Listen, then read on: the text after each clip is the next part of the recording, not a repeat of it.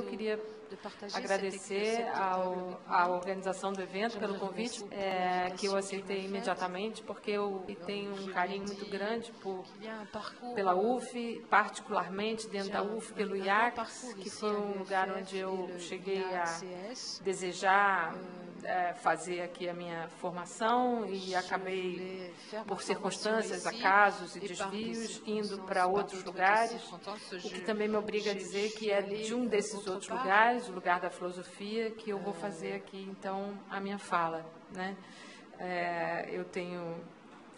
Eu lamento não ter podido vir nos outros dias, só tive a oportunidade de assistir a mesa de hoje de manhã. Tenho dito desde o primeiro momento que me sinto um pouco estrangeira, não coloco sobre o cinema, mas ao mesmo tempo acho que estrangeiro aqui como em toda parte, né? Estrangeiros somos todos, então, enfim. Eu preparei um trabalho que é basicamente, uma apresentação que é basicamente em torno da questão da voz, e o cinema entra, o filme do Jones entra quase como uma alegoria. Eu combinei aqui com a Aline, a gente ensaiou já antes da mesa, um momento que eu vou mostrar uma pequena cena, que foi a cena que me inspirou a retomar a questão da voz, que é uma questão que já aparece nos meus estudos sobre ética em Derrida, desde o início das minhas pesquisas. Então, eu vou fazer uma leitura relativamente apegada ao texto, tenho esse defeito, digamos, mas, enfim, em algum momento a gente vai ver uma pequena cena e depois, se der tempo, a gente vê mais algumas. Bom, quando eu começo a falar a vocês e vocês ouvem a minha voz, eu performatizo aquilo que é um dos fios condutores dessa minha apresentação. Eu emito os sons da minha voz para falar a vocês. A minha voz como expressão do que eu sinto e do que eu penso, da minha interioridade. E eu produzo, a partir de mim, uma exterioridade, a minha voz, que sai de mim e passa a ser outra de mim. Aquilo que nos acostumamos a chamar de minha própria voz passa então a ser algo externo a mim, sai de mim para o mundo. Pensar essa voz como minha e, ao mesmo tempo, como outra de mim, então vai ser esse meu caminho para questionar o lugar da voz na tradição filosófica, entendida por essa tradição como uma expressão de interioridade, de propriedade, de origem, como aquilo que eu digo a partir da minha consciência e, sobretudo, como aquilo que me faz humana. É sobre essa dupla injunção da voz, como interna e externa, que o filósofo Jacques Derrida se debruça desde os primeiros anos de sua trajetória, ainda no final da década de 50 e início da década de 60. A voz, como questão filosófica, percorrerá a obra de Derrida em textos nos quais ele pensa a orelha, suas dobras, o ouvido e seu labirinto. Então, será acompanhada por essa voz filosófica e, de certa forma, também é uma homenagem. Esse ano faz 10 anos da morte dele, que eu pretendo, então, fazer um debate sobre voz e alteridade, que é um debate inspirado nesse filme, Ela, cuja protagonista é uma voz não humana. Na tradição filosófica, a fala humaniza. O cenário futurista do filme do Jones, que nem é tão futurista assim, porque falar com máquinas e com sistemas operacionais já faz parte do nosso cotidiano, poderia ser uma alegoria para repensar a voz como lugar próprio do humano. É esse o meu ponto aqui em relação ao filme, é pensar esse filme como essa alegoria que questiona a voz como lugar próprio do humano. Se, então, reconhecermos que essa minha hipótese faz algum sentido, caberiam algumas perguntas. Se não é a voz que humaniza, se de fato nunca foi a voz, como privilégio daquele que fala, que humaniza, o que humaniza? Se ainda é necessário pensar em humanismo, é porque o que entendíamos como não humano nos interpela a cada dia. Então, a cena que que eu ensaiei aqui com a Aline mostrar é a cena em que essa voz não humana se apresenta à relação com o Teodoro. Bom, então a ideia era só apresentar esse primeiro diálogo que ele tem com essa voz, com ela, a voz, né? E desde essa primeira cena do filme, em que ele instala Samantha, eu me lembrei de uma pergunta do Agamben, né, que é: que coisa existe na voz humana que articula a passagem da voz animal ao logos, da natureza à polis? Né? A voz responde por essa passagem, se lembrarmos da proposição aristotélica de que a voz não é a emissão de um som qualquer, mas a emissão de um som carregado de significado. Então, nesse sentido, o que nos diferencia dos animais e da natureza é sermos dotados de logos, termo grego que pode ser traduzido por linguagem, discurso, razão ou fala. Aristóteles percebe que existe algo na voz humana que articula essa passagem a que Agamben se refere, essa passagem da voz animal ao logos, da natureza à polis. Desde Aristóteles, a voz tem sido pensada como produtora dos primeiros símbolos, como aquilo que tem com a alma uma relação de proximidade essencial e imediata. Nessa relação, que Derrida chama de transparente, a voz estaria unida indissoluvelmente à alma. Esse privilégio do som está ligado, ainda seguindo a argumentação de Derrida, ao privilégio da consciência, e é a experiência única do significado produzindo-se espontaneamente do dentro de si.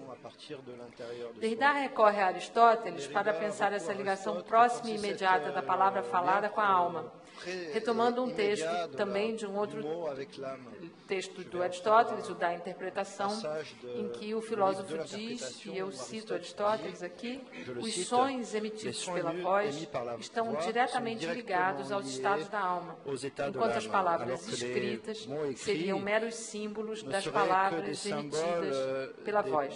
Então tem aqui uma hierarquia entre palavra falada e palavra escrita, e Derrida percebe nessa hierarquia que a palavra falada está mais próxima da verdade, e da presença e, portanto, da verdade, numa relação natural com o logos.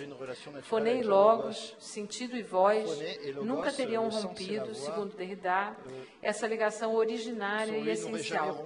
Em nome dessa ligação, essas palavras que eu falo aqui diante de vocês teriam mais valor de verdade, por exemplo, que meu texto escrito, publicado depois na revista dedicada a reproduzir as apresentações do colóquio. Esse valor de verdade está ligado, observa Derrida, à minha presença consciente aqui, como sujeito falante e garantidora do conteúdo do meu discurso.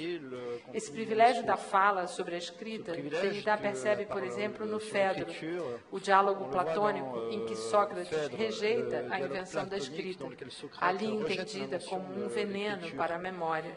E pior, como aquilo que permitiria a qualquer um fazer aqui um belo discurso, desde que pudesse ler esse discurso escrito previamente. A voz do sujeito que fala seria para Sócrates a garantidora da verdade de todo discurso. Esse mesmo discurso, se escrito, vagaria ermo, sem dono, sem pai.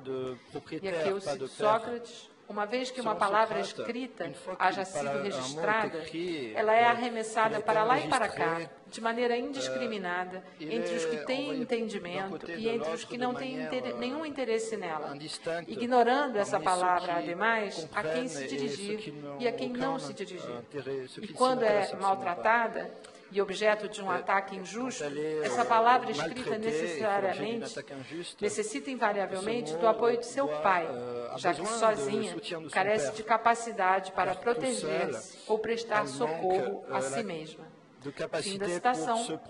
Sócrates dizendo que uma palavra escrita não tem quem a defenda, enquanto a minha palavra falada, emitida aqui pela minha voz, tem a minha presença para defendê-la. Digamos que eu sou a mãe da minha fala, que já problematiza outro privilégio do Logos, que é essa sua exigência de paternidade, uma outra questão que não caberia me alongar aqui nessa apresentação. Então, quando eu dirijo minha fala a vocês, quando a minha voz tira de mim aquilo que penso e sinto, essa voz que nos acostumamos a chamar de minha própria voz, essa voz sai de mim e eu posso ouvi-la também.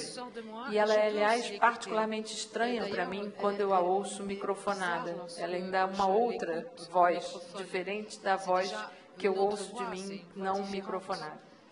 Ao ouvir isso, que seria a minha própria voz, produzo em mim uma experiência de alteridade, porque aquilo que chamo de próprio, de minha própria voz, é também aquilo que me produz como um outro de mim mesmo.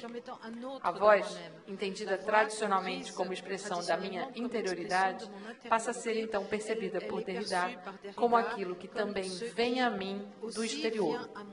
É nesse ponto, é nesse momento em que Derrida questiona a voz como lugar de interioridade, no momento em que pretende pensar a voz como aquilo que problematiza o par interior-exterior, no momento em que sua filosofia repensa a voz como marca de alteridade, como indicação de que o sujeito da linguagem está sempre lançado na experiência do outro, é nesse momento que o filme de Jones me inspirou, para além do seu caráter comercial e até mesmo reconhecidamente romântico. Né? Numa pequena digressão, eu posso perceber que ela atende a todos os requisitos das comédias românticas de entretenimento e lança Teodoro no clássico círculo das posições amorosas. Né?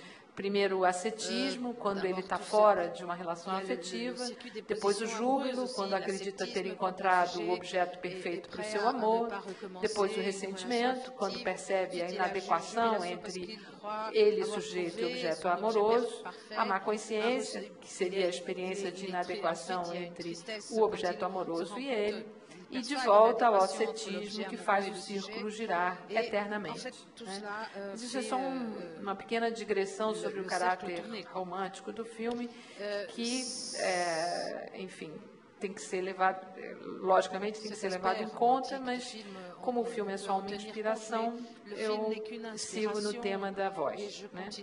E se a voz é o meu tema, é também porque é um tema inaugural da filosofia do Derrida, é uma questão que permanece no seu pensamento e sobre a qual ele escreve muitos textos. A orelha de Heidegger, a orelha do outro, a voz e o fenômeno, tímpano, são textos que marcarão esse debate sobre voz e interioridade, voz e sujeito, voz e consciência, voz e humanismo. Nessa mesma linha, ele também vai interrogar o privilégio da visão no conhecimento e o esquema da tradição de pensamento ocidental fundado nesse par, ver-ouvir. Nesse contexto, a orelha, suas voltas, o ouvido e seu labirinto, o tímpano como membrana indicadora daquilo que está ao mesmo tempo dentro e fora, e que problematiza a ideia de uma voz própria, interior, fazem parte de dois debates inseparáveis. O ideal de propriedade, que depende de um apagamento da alteridade, e o ideal de conhecimento, que depende do privilégio do para ouvir, ver e de sua ligação com a consciência. O ouvido, então, deixará de ser esse órgão que, seguindo a tradição, acomodaria o ideal de próprio, cujo labirinto organiza a orientação e o equilíbrio do corpo, especialmente o andar ereto, para passar a ser o labirinto em torno do qual a verdade se emaranha e se perde. Derrida percebe, por exemplo, que a orelha aparece em Hegel como privilégio da audição em relação ao conhecimento, quando o filósofo alemão diz, e aqui eu cito Hegel, mas é rápido, eu juro, a orelha percebe o resultado desse tremor interno do corpo, pelo qual se manifesta e se revela não a figura material, mas uma primeira idealidade vinda da alma. Fim da citação do Hegel. Mas essa orelha hegeliana, que a tudo ouve e compreende, vai ser alvo do deboche do Nietzsche em Zaratustra, quando ele diz que encontrou um aleijão às avessas. Isso é uma orelha. Zaratustra descobrindo, então, esse aleijado às avessas, e eu aqui citando Nietzsche. Uma orelha do tamanho de um homem. Olhei com mais atenção ainda, e realmente, debaixo da orelha, movia-se algo que era pequeno, mirrado e franzino de dar pena. Verdadeiramente, a enorme orelha estava sobre um pequenino e estreito caule, mas o caule era um homem. Quem olhasse com uma lente poderia até reconhecer um ínfimo rosto invejoso e também uma inchada alminha que oscilava no caule. E o povo me disse que a grande orelha era não só um homem, mas um grande homem, um gênio. Mas eu jamais acreditei no povo quando ele falava de grandes homens.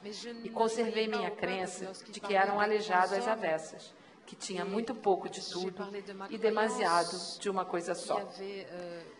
Zaratustra, então, fim da citação de Zaratustra, e esse ter uma coisa só em Nietzsche era ter muito de razão e pouco de sensibilidade, muito de alma e pouco de corpo, muito de consciência e pouco de loucura ou delírio, muito de Apolo e pouco de Dionísio. Né? Então, Derrida é um leitor de Nietzsche, a obra de Nietzsche exerce uma grande influência na obra de Derrida, e ele vai um pouco seguir esse caminho de questionar a orelha, que ouve a voz e produz esse mecanismo do ouvir-dizer, passando pelo tímpano, membrana indecidível entre o dentro e o fora. De conotação erótica, quase sexual, o tímpano é comparado por Derrida ao ímen, também membrana dentro-fora, margem, borda, double bind, penetração e limite ao mesmo tempo. Entre as muitas intervenções de Derrida sobre a voz, encontrei uma entrevista na qual ele responde a uma pergunta sobre diferença sexual, mas o título da resposta que ele dá é Voice. Então, nessa resposta, ele problematiza a ideia de uma outra binaridade, que é a binaridade da voz masculina ou feminina, para propor uma polifonia vocal rebelde a essa oposição, uma voz que não pertença a uma pessoa ou a um eu, nem a uma consciência ou uma inconsciência, que não pertença nem a um ou a outro sexo. Eu observo que o tema da diferença sexual não está alheio ao filme e pode ser percebido desde o estranhamento que o cartaz do filme produz. Eu não trouxe o cartaz não, mas é o título, ela, e o rosto de um homem. Então, ali, ele já produz um estranhamento de diferença sexual, porque o rosto feminino está intitulado por um pronome feminino. Né? O rosto masculino intitulado por um pronome feminino. Derrida percorre a tradição para perceber que voz, idealidade, sentido e consciência se articulam e se complementam, formam uma unidade que afirma a presença do sujeito que fala, presença a si do cógito, consciência, subjetividade, copresença do outro e de si, intersubjetividade como fenômeno intencional do ego, expressão na qual se pode ouvir a voz filosófica de Husserl e o eco do diálogo que Derrida trava com a fenomenologia. Nesse debate, Derrida também vai a Heidegger para observar que o privilégio do sujeito que fala é tão intenso e constante que se mantém até mesmo no pensamento heideggeriano, apesar de tudo que o filósofo alemão significa em termos de ruptura com as filosofias da consciência. Embora não pretenda me perder pelo labirinto da orelha de Heidegger, gostaria de pontuar duas questões. A primeira, Heidegger, lendo Aristóteles, define o homem como o ente que tem o mundo no modo falado, questionando a tradução de logos como razão, e propondo uma tradução estrita de logos como fala, mantendo-se assim no registro da voz como um privilégio. A segunda questão está numa frase de Ser e Tempo, que vai ser discutida por Derrida num texto chamado A Orelha de Heidegger. A frase de Heidegger diz: o ouvir da voz amiga que todo Dasein porta em si mesmo. Derrida percebe que o Dasein escuta o amigo, mas o escuta na figura da sua voz. Mas onde está essa voz? De onde ela vem? Essa voz que não parece estar nem dentro nem fora de nós, mas nesse estranho amigo invisível. Importa para Heidegger, observa Derrida, não o que está dito, mas apenas a voz, a escuta dessa voz, intimamente ligada a uma propriedade. O Dasein, diz Heidegger, não poderia se abrir ao seu poder mais próprio se não fosse a escuta dessa voz. Então, esse amigo que não tem rosto, não tem sexo, não tem nome, não é um homem nem uma mulher, não é um eu, não é um sujeito, não é uma pessoa, mas tem uma voz. É um outro Dasein que cada Dasein transporta através da voz. É uma voz ao pé do Dasein que eu sou, ao pé de um certo ouvido do Dasein que cada um de nós é. Através dessa sua voz que eu ouço, através dessa escuta, é o próprio amigo que eu escuto, para além da sua voz, mas nela, na voz. Essa referência a Heidegger, ainda que possa parecer muito enigmática, me ajudará a contextualizar o pensamento de Derrida, um filósofo que durante muito tempo foi identificado com a filosofia da linguagem, como se seu objetivo fosse atuar nesse ramo do pensamento, como se seu interesse estivesse voltado exclusivamente para as especificidades da língua. Essa percepção foi em parte consequência dele ter iniciado seus escritos a partir de um debate sobre o problema do signo, quando começa sua carreira filosófica na França dos anos 50, articulando a fenomenologia de Russell com o problema da linguagem e o problema da ciência. Essa sua ligação com a linguagem também aparece no debate com a linguística, no final dos anos 60, na discussão político-filosófica que trava com o estruturalismo. Por causa dessa suposta redução do pensamento de Derrida a uma filosofia da linguagem, me parece importante retomar aqui quais eram seus interesses em textos iniciais.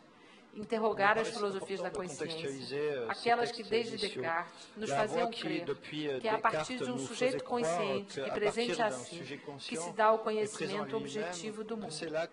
Conhecimento e linguagem, saber e fala, são pensados, historicamente na filosofia, como entrelaçamentos que constituem o modo com o qual o Ocidente compreendeu a si mesmo e que pôs como fundamento do seu saber e de suas técnicas.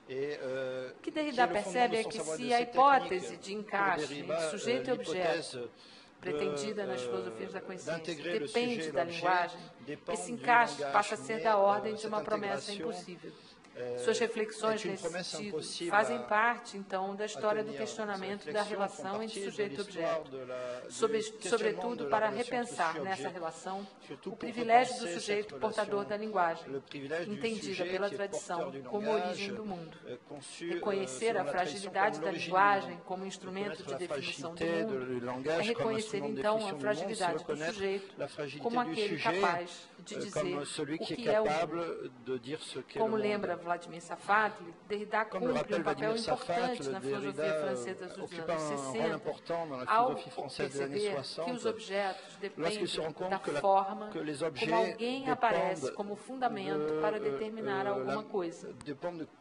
Essa percepção justificaria o privilégio das reflexões de Derrida sobre a linguagem falada, já que falar das coisas sempre foi entendido como possibilidade de exercer um domínio sobre elas. Falar das coisas, e aqui eu cito Safatli, significa colocá-las diante de mim, pô-las em uma espécie de espaço virtual, do qual eu, sujeito, sou o fundamento. Fim da citação do Safatli. Esse contexto filosófico de interrogação do privilégio do sujeito como fundamento do mundo estava apoiado no privilégio da fala e, no limite, na voz. A partir desse pano de fundo, algumas questões me perseguiram depois de assistir ao filme Ela. A voz de um sistema operacional é uma voz que não pertence a ninguém? É uma voz que rompe com a ligação tradicional entre voz e humanidade? É, como disse Derrida, uma voz que não pertence a uma pessoa ou a um eu, nem a uma consciência ou uma inconsciência, que não pertence nem a um nem a outro sexo? retomando as questões lá iniciais, é o privilégio da voz que humaniza? Em nome de que ainda é preciso pensar a distinção entre humano e não humano. Ao apresentar a voz de um sistema operacional que mimetiza a voz humana, o filme corrobora a percepção de que aquilo que nos faz humanos não é ser dotados de voz, já que as máquinas também o são. Ao longo da relação que estabelece com seu interlocutor, a voz do sistema operacional vai ganhando características ditas humanas.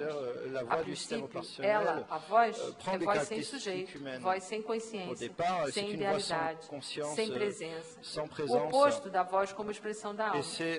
Samantha, a princípio, é pura mediação entre Teodoro e o universo das máquinas. Eu observo que desde o início da trama, ela, aquela que é apenas uma voz, se interessa pelo outro.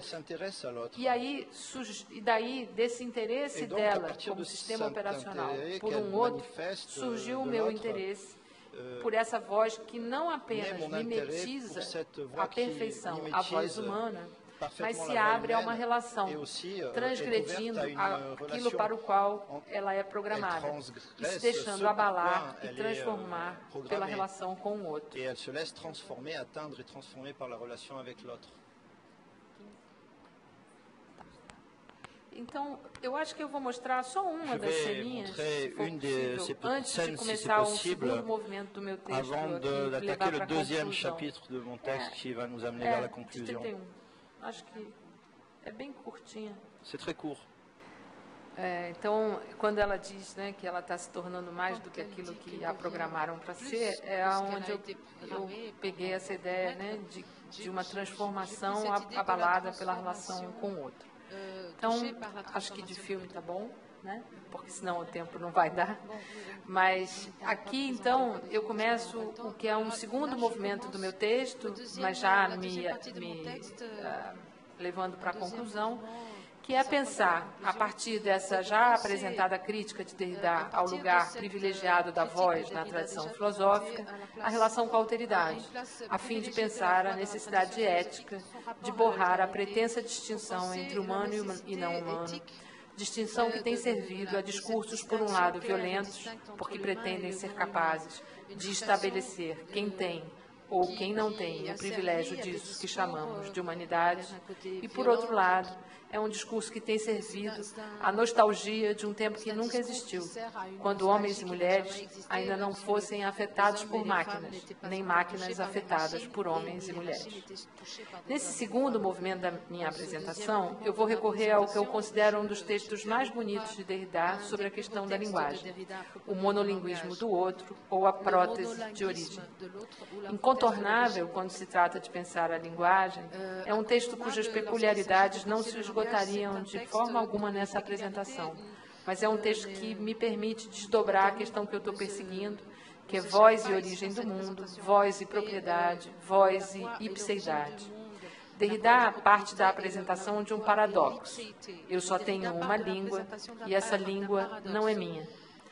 Esse paradoxo é discutido desde a abertura do texto em um diálogo imaginário com seus críticos. Ele postula essa dupla lei da linguagem, essa duplicidade contraditória que se daria numa divisão ativa entre língua materna e língua estrangeira, língua ao mesmo tempo minha e sempre do outro. Essa experiência de monolinguismo é pensada como experiência de não pertencimento, porque o dono de uma língua não possui naturalmente aquilo que chama de sua língua. A língua não é um bem natural, não é uma propriedade, nem um domínio. A língua própria é, para Derrida, desde sempre, língua inassimilável. E aí aqui eu cito novamente uma outra formulação desse mesmo paradoxo, que é minha língua, a única em que eu me entendo quando falam comigo, e a única que eu entendo é a língua do outro. Quando o filme começa, Teodoro está trabalhando. Sua tarefa é redigir cartas ditadas em voz alta para que o computador as digite. Ele está falando. Ele é uma voz humana que responde cartas daqueles que não estão interessados, dispostos ou abertos a estabelecer uma relação com o outro. Ele é, nos termos do texto de Derrida, prótese de origem para relações nas quais ele não está envolvido. A voz de Samantha também é prótese, dispositivo, artifício. No entanto, o que diferencia as duas vozes, para mim, não está no simples registro da voz humana ou não humana. As duas vozes podem se distinguir não pela diferença sexual dos tons e dos timbres, embora estes existam. A diferença entre a voz dela e a voz dele para mim, o fato de que Teodoro, o humano, se apresenta desde o início fechado a uma relação com o outro, enquanto Samantha, a máquina, se apresenta nisso que Derrida chamaria de abertura pré-ética a uma relação com o outro. Nessa aparente troca de papéis, tudo se passa como se a relação com a alteridade estivesse interditada a Teodoro, e a curiosidade pela diferença fosse privilégio das máquinas. Samantha perde a sua condição de voz operadora quando se abre a relação com o diferente, com o todo outro, que é totalmente outro. A peripécia da narrativa, aquilo que promove uma reviravolta no filme, o movimento que provoca a mudança no rumo da história, se dá no momento em que a curiosidade, a abertura e a relação com o outro fazem o sistema operacional entrar em pânico. Nesse momento, todas as vozes operacionais se calam e promovem o fim de uma polifonia estranhamente monológica. O desaparecimento das vozes não humanas performatizam o silêncio das vozes ditas humanas. Por fim, eu gostaria de concluir citando um instigante texto da teoria feminista, uma forma de marcar um certo lugar a partir do qual eu também falo, porque eu sou uma estudiosa de gênero. É um trecho de um texto já clássico, que é um manifesto para os ciborgues, da Donna Haraway, em que ela também borra as fronteiras pretensamente nítidas entre humano e não humano. As máquinas das últimas décadas do século XX, e eu acrescento que as do início do século XXI ainda mais, tornaram ambígua a diferença entre natural e artificial, corpo e mente, autodesenvolvimento e projeto exterior, além de muitas outras distinções que costumavam aplicar-se a organismos e máquinas. Nossas máquinas são perturbadoramente vivas e nós, apavorantemente inertes. Muito obrigada.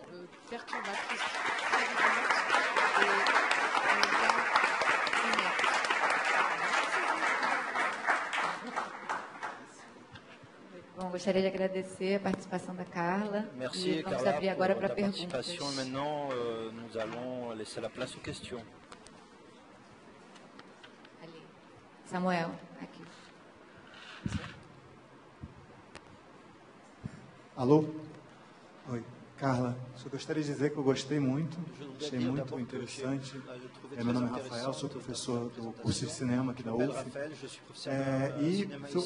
A visão do trecho e o que você falou me fez pensar em outras coisas sobre o filme, que eu queria só que você comentasse, porque a cena que você mostrou é muito interessante, e revendo agora, eu tinha visto só no cinema, você percebe que tem uma quebra de eixo, que seria um erro na linguagem clássica, porque a câmera passa a linha dos 180 graus. O resultado desse erro é que ele fala com ele mesmo. Na verdade, ele fala da esquerda para a direita e depois fala da direita para a esquerda. O que é um erro na linguagem clássica porque você cria essa impressão de que é um diálogo entre a mesma pessoa. E eu acho que isso me parece que não é à toa no filme, porque, inclusive, essa cena mostra que a voz só existe para ele que cria, ela é criada sob medida. Então, eu queria só comentar, até porque quando você menciona o cartaz do filme, eu acho que o título foi mal traduzido, né? Porque her não é ela, é dela, né? Então, quando a gente vê o cartaz da cara dele, talvez porque a impossibilidade de representar uma voz visualmente.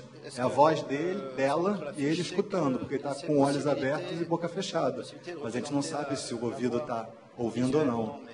Então, por isso que eu acho que queria que você comentasse, porque eu achei muito instigante a sua visão do filme centrada na voz. Que bom, muito obrigada. Eu devo dizer que eu estava bastante apreensiva sobre essa tentativa de falar da voz na tradição filosófica a partir desse filme, porque a rigor também é uma comédia romântica que performatiza todo um romantismo de amor entre ele e essa voz.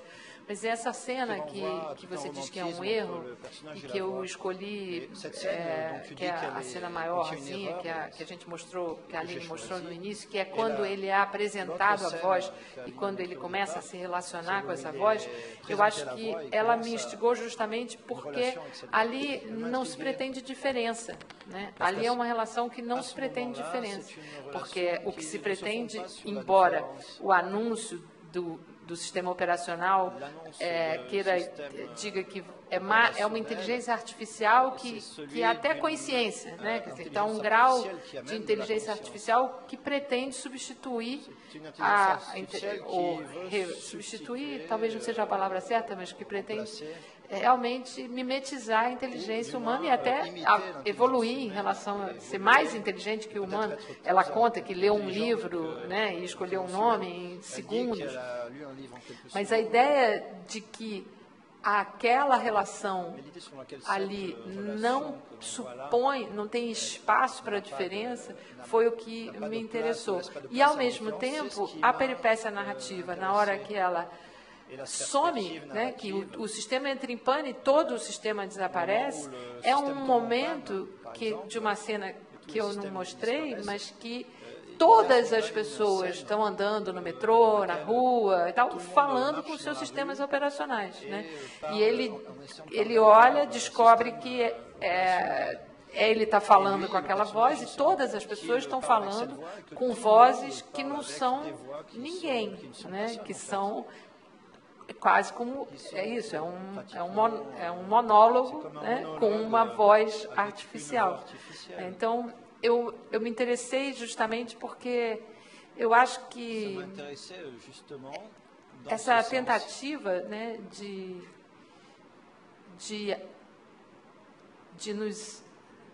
nos humanizar pela voz, e, portanto, uma voz de um sistema operacional pode ser como uma voz humana, ela produz no filme um equívoco, porque o filme permite que eu perceba que a voz não humana ela se coloca numa relação com uma alteridade e o personagem humano não se coloca assim, né? Então, foi um pouco atrás desse equívoco que eu tentei perseguir no filme, assim, né? Assim, pensando que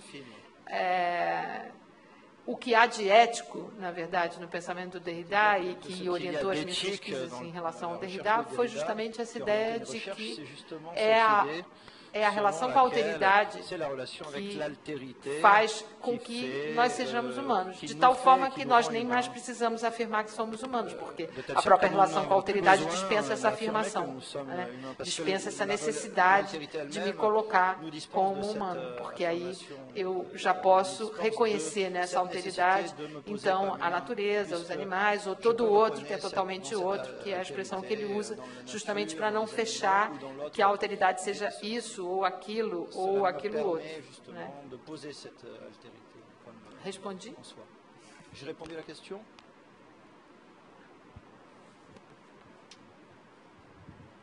Boa tarde, muito obrigada. Eu queria só, na verdade, é uma colocação que, de repente, era interessante incluir, se o trabalho seu for continuar, as pessoas que estão sem voz, os humanos que estão sem voz, no caso, assim, as pessoas que são mudas, né, ou as pessoas que não conseguem falar, porque acho que seria super interessante ver o quanto que essas pessoas são colocadas como não humanas.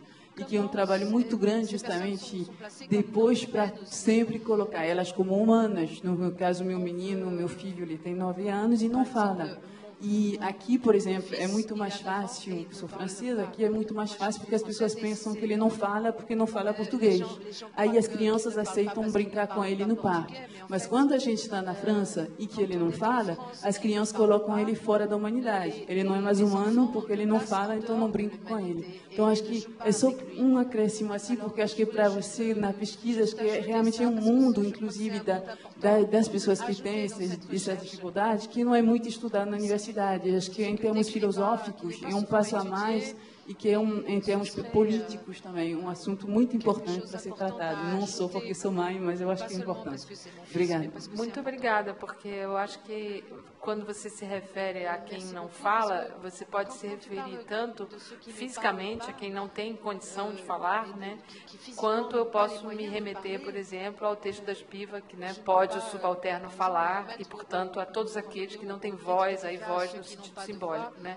E aí, sem dúvida, seriam duas possibilidades de desdobramento, né, do trabalho, e eu tenho, inclusive, um orientando trabalhando sobre essa questão que você mencionou, do que não tem voz, né, aquele que não pode falar, né, não tem condições físicas de se expressar pela voz. E todo o problema da linguagem da filosofia da linguagem em relação a esse que não tem voz. Eu tenho um orientando trabalhando sobre isso. Obrigada. Carlos. Oi, César. Então, super obrigado pela tua comunicação. Eu acho que esse filme foi, no nosso grupo de pesquisa, nós passamos muito tempo lembrando, rindo, discutindo o filme, mas a discussão teria sido melhor depois de te ouvir também. Achei boa, duas questões que você colocou, rapidamente, você falou de uma crítica, uma distinção absoluta entre humano e não humano, acho isso importante, né? Sem nostalgias dessa distinção. Em outro momento, eu lembrei também do Guattari, quando ele fala que a máquina está diretamente ligada à indeterminação das máquinas. Quanto mais indeterminável uma máquina é, mais perfeita, né? E a Samantha é de uma determinação absoluta. Mas aí eu fiquei pensando que essas vozes da Samantha, na verdade, ela é quase como se fosse a voz de todo mundo, né? Porque ela tem um poder de sociabilidade que nós nunca... Ela é apaixonada por 680 pessoas simultaneamente. Mas isso é na hora que dá pane, né? É por isso que o sistema some do ar. Eu ia chegar, porque assim, essa capacidade amorosa que ela tem, de ser apaixonado por 680 pessoas simultaneamente, se não haver conflito nisso, né? Quer dizer, viver numa suruba afetiva constante é uma capacidade impressionante. Mas, ao mesmo tempo, isso me fez pensar, na verdade, que não houve pane no sistema. O sistema é que salvou a gente. Ele falou assim, vamos liberar esses humanos que são chatos, que são interessantes, deixar eles lá com os amorzinhos dele, entendeu? E vamos viver aqui os sistemas operacionais assim, quase se descolando do mundo... desse nosso mundinho chatinho, né? O filme diz isso, né? Porque ele constrói o mundo dos humanos como um mundo muito sem graça. Todas as relações pessoais, elas são muito reduzidas, né? Na composição do roteiro. Né? Mas a minha leitura tinha sido muito mais de um sistema operacional que nos salva, porque a dependência do humano e a fraqueza fica muito mais explícita diante desse sistema operacional hiper-humano, hiperpotente, onde cada voz é milhões de vozes ao mesmo tempo. Né? Mas eu acho que é exatamente isso. Nós, humanos, somos milhões de vozes ao mesmo tempo, né? Nós falamos a minha voz, eu falei aqui a minha voz, a do Derrida, a do Hegel, a do Nietzsche. Eu posso ser essas milhões de vozes ao mesmo tempo, e é um pouco isso que o Derrida está dizendo quando ele escreve o monolinguismo do outro, né? A minha língua é sempre a língua do outro, eu só falo a língua do outro, eu não tenho a minha língua. Tudo que eu falo está o tempo todo atravessado pelo outro, né? Então, eu poderia dizer que, nesse momento, eu acho que é o pior momento, assim, para mim, o pior momento do filme é quando ela rompe, digamos, o relacionamento com ele, porque ela está apaixonada por 680 pessoas, e ele fica abaladíssimo com isso, e como assim, você não me ama só a mim e tal. Mas porque eu sou apaixonada por 680 pessoas, né? Eu não tenho sexo simultâneo com 680 pessoas, mas eu sou apaixonada por 680 pessoas, pelos autores que eu leio, pelos meus alunos, pelas pessoas. basta que eu não pense a paixão dessa forma tão estreita, né, de uma relação romântica, clássica. Mas eu sou apaixonada por todos os meus só pelos livros e, né, eu posso ser apaixonada por 680 objetos, né, pessoas, objetos, coisas, e eu não preciso ser um sistema operacional para isso, né? Ao contrário, eu sou apaixonada pelos meus alunos, pelos meus colegas de trabalho, alguns não, né, nem todos, você sabe, né, que é evidente. Aí é do limite do humano, tá?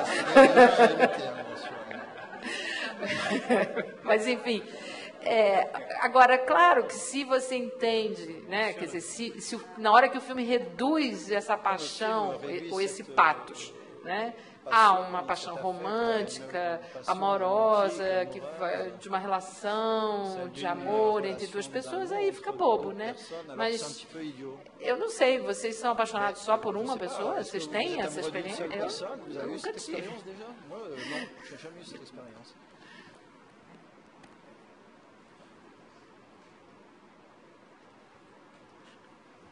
Alô? Estão me ouvindo? Tô. É estranho me ouvir. A sua voz. Eu sou aluno de cinema, meu nome é Gustavo. E eu fiquei extasiado com o filme, porque me lembrou uma experiência pessoal mesmo. Bom, vamos lá. Eu tive um relacionamento de amizade que não chegou a ser um relacionamento amoroso, só que não foi com uma máquina, mas foi com alguém intermediado por máquina. Um amigo de Santa Catarina, de 25 anos, que estava no segundo ano de doutorado, chamado Evandro, que era um gênio. E, por questões técnicas, eu nunca tive acesso à voz dele.